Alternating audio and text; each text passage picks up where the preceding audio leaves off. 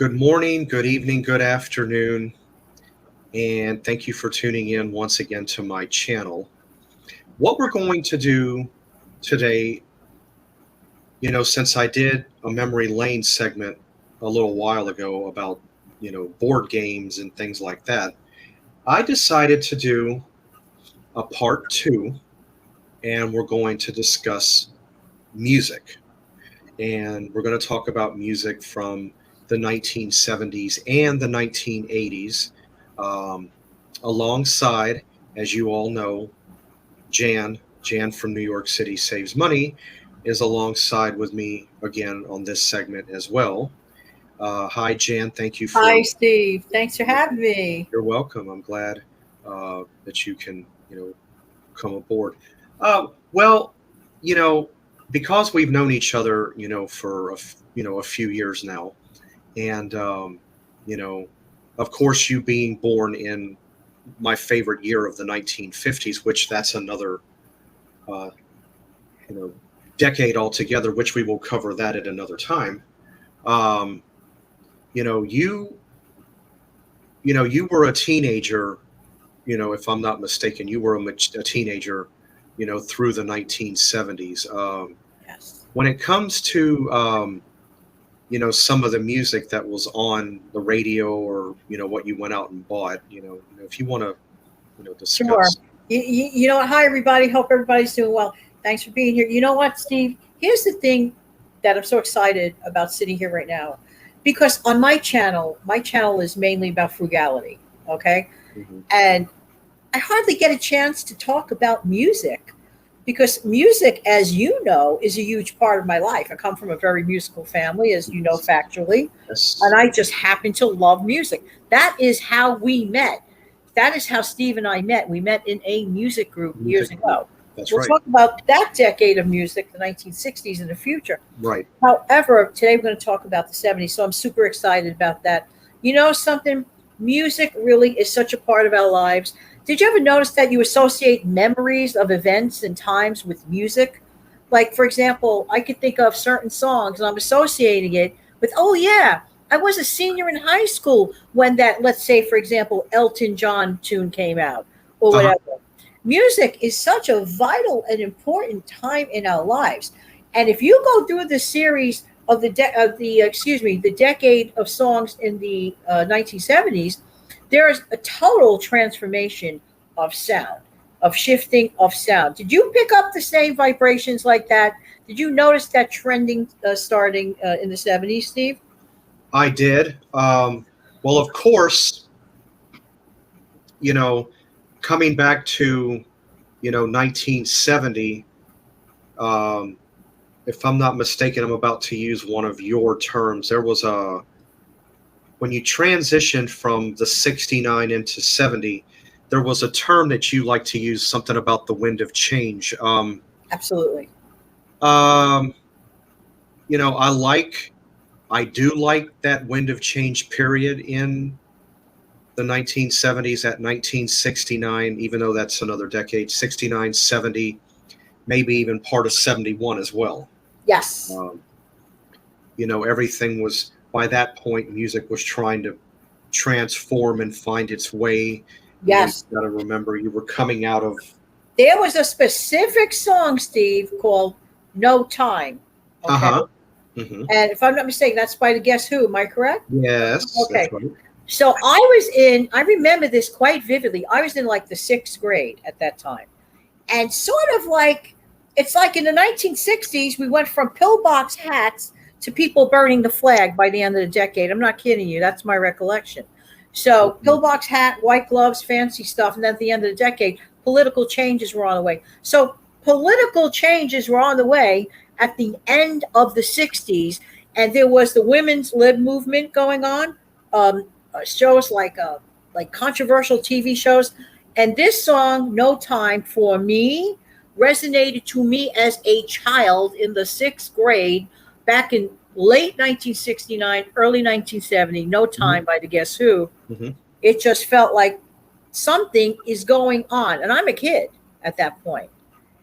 And don't forget, we had the Woodstock. Now we're entering that. It was very important. That was a pivotal moment, that very late decade of the 60s to launch us into the 1970s. 70s. Did you care for music from 1971? That was one of my favorite years. 71 and Sure. 72. Yeah. I do like, you know, 70, 71, 72. Mark me if I'm wrong, but somewhere about 1973, music of the 70s took a slight little dip. It did, and you weren't even born yet. Okay, I was born the following year, 74. Right. Then the sound started to, like the latter part of 73, early 74, it picked up again. Absolutely. 73 was not my personal favorite year of music. It did take a dip. Of course, with 74, which was also right around the time you started hearing the sound of early disco starting to come into play. Right. For example, all of us, I'm about to mention a TV show, all of us, or most of us, were fans of Soul Train. Yes. The Sound of Philadelphia by MFSB, which is Mother, Father, Sister, Brothers, what it stood for. That right there was the start, kind of, sort of your early disco. But early disco, the first song, actually, I should say it this way, the first disco song that was labeled as disco was Rock the Boat by the Hughes Corporation.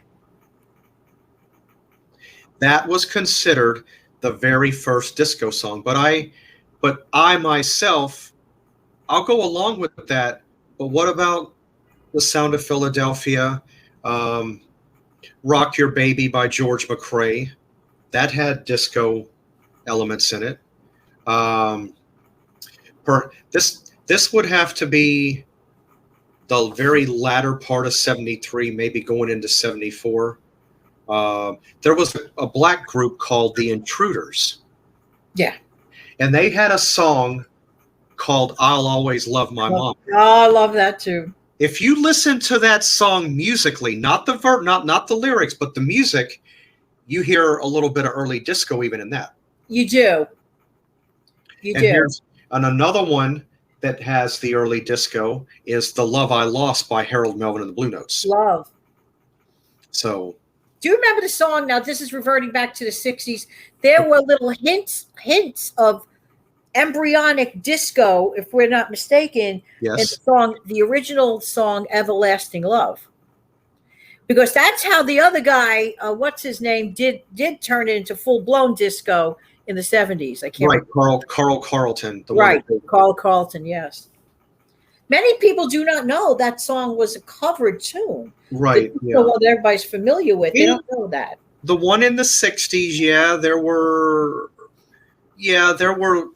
like you said, embryonic. I'll go along with that. You had to listen for it, but you heard the slight little small elements. But the very first, again, this is years before they put the word disco even, quote unquote, was out there.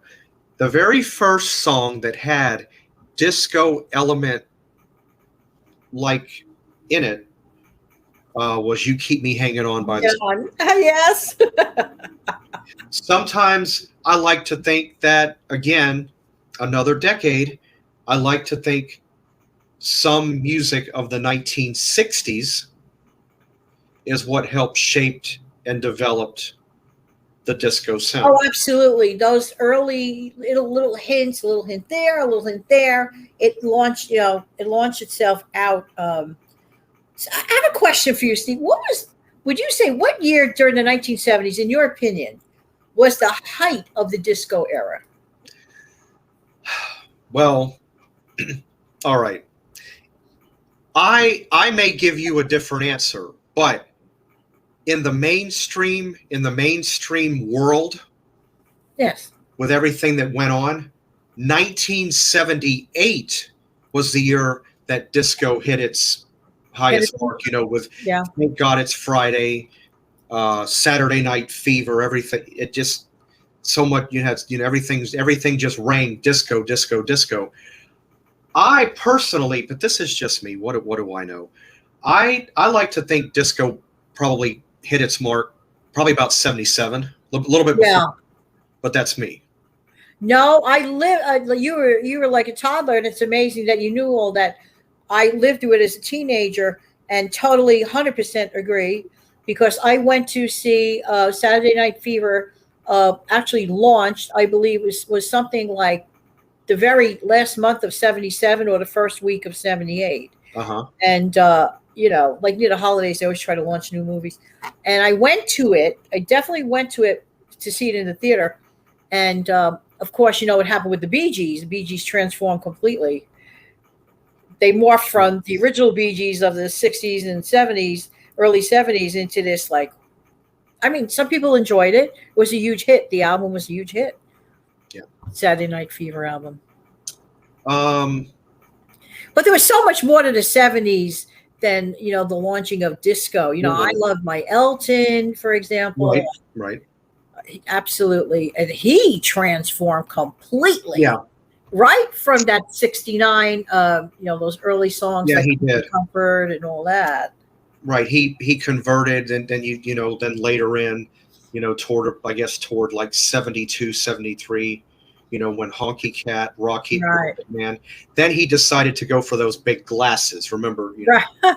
um, yeah, no, you not I mean the 70s had a lot of different, transitions, a lot of different genres. You had your Elton John, you had, like you said, the Bee Gees. I personally, I'll tell you where I myself like the Bee Gees. This is just me again. I could be wrong. Sure. I do like the album Main Course, where you had Jive Talkin' and Nights on Broadway. Yeah. That wasn't too bad. But Yeah. where you really started to see the Bee Gees flip is when You Should Be Dancing come out. And Boogie Child, that next album, I believe, yeah. Right. Children of the World is the album, not the one in the middle '70s with Fanny Be Tender with My Love, which that's a nice song too. Yeah.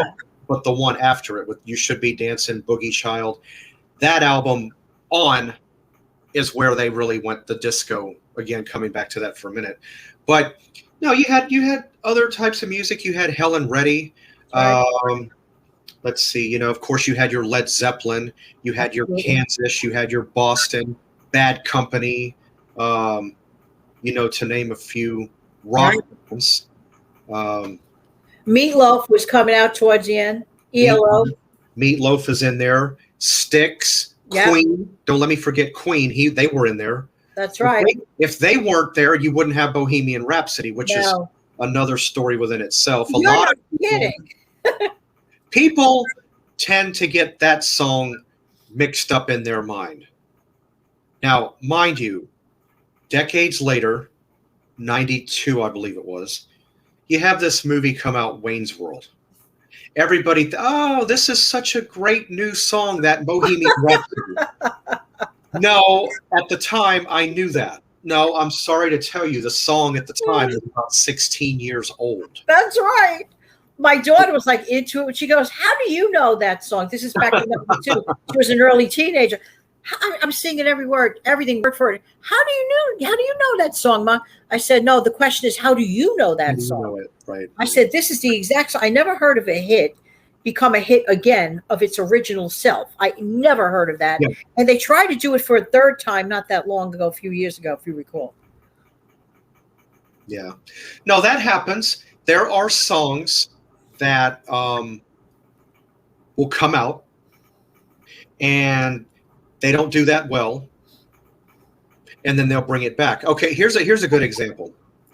All right, we all know who Daryl Hall and John Oates is. Now we know in the '70s they had a totally different sound to what they became in the '80s. Now, they had a song in the '70s called Sarah Smile. Yes. All right, that originally come out in '73, but that didn't do very good. No. So they decided to re-release it in '76. It did much better. Yeah, why is that? I'm like, wait a minute. I know this. When I heard it again, I'm like, I know this song. This is like, oh? But that was a tumultuous decade for music because there were so many different genres. It was not just disco. It was No. not just rock. It was not just popular. Um, I mean, really, how about what was that band that your mom, was it The Who? Your mom loved The Who? Okay. All right. Actually, funny that you mentioned The Who, and I'm about to give away a little story about me. My mom, when I was about a year old, she liked to play The Who, the Tommy album by The Who, and she also played the other one, the rock opera that came, a few years later in the mid '70s, the one that had Elton John as the pinball wizard. So Right. she used to play both of those for me in my playpen. Tommy. So that was like my first lease on music. Right. So I am forever grateful. Like The Who is always going to be my top number one band for that. My second favorite, another band that was around also in the '60s, the Rolling Stones. Oh gosh. They were, but you just had so much to listen to. And such transformations going on. And I mean, there was, to me, it was like that analogy, the big box of candy type analogy. There really was something in it for everyone, really. Yeah. My favorite particular year for music in the 1970s was, and I could give you the month and the year. Oh, well. January, 2 months, January and February of 1972. A Horse with No Name, Drowning in the Sea of Love, just so many things to even like begin to think of. Just go to the Billboard, look up the video of Billboard charts 1972 hits, January and February, and you will see for yourself, anyone viewing this, like, wow, I think Janet's right on that. And of course, they played American Pie to death during that period. Oh yeah, Don McLean, of course. That was a little too much for my taste, but I guess when I have to think of a favorite year in the '70s that I like, well, only because I like the whole decade, but I don't really have an well, actually, no, I take that back. I'm a little bit later musically than you are. I did like the year you graduated high school. I like '76. Yeah. How could you not like The Miracles? How could you not like Diana Ross? Love Hangover. Absolutely. How could you not like Chicago? So Makusa. That I believe was further back, but again, so that was, I think, in 73, 74. Yes. Yep. Yeah. So much. Oh, thank you for bringing back these memories. Wow. Oh, you're welcome. Oh, Jim Croce. How can I leave? Love Jim Croce. Yes. Yeah, Jim Croce. Oh, we could go on for hours about that decade. We can. But it was just good altogether. I always said this is just me. I always looked at the 1970s as the decade when music was perfected. That's when everything fell in, because you think back, of course we pay homage to the '60s too, but if you think back, without a lot of your '70s, there would be no '80s. Absolutely. You have to launch from somewhere. Right. It has to be that starting point. Right. So anyway, I'm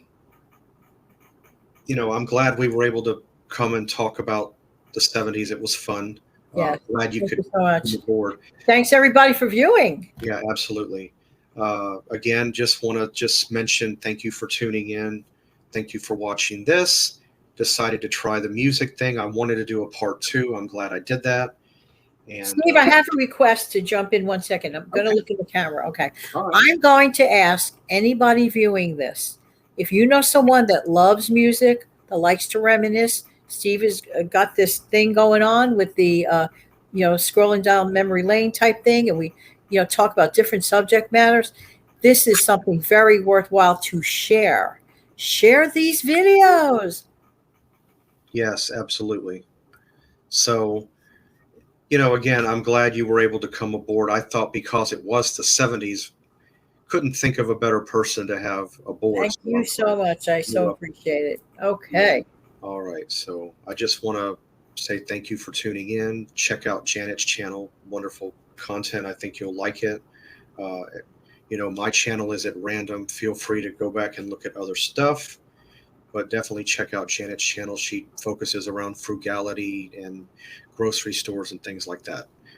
Just want to say, see you guys next time. Again, as always, I appreciate you guys tuning in, and have a nice evening, have a nice day, have a nice morning, wherever you are. Take care, everybody. Bye-bye. Bye.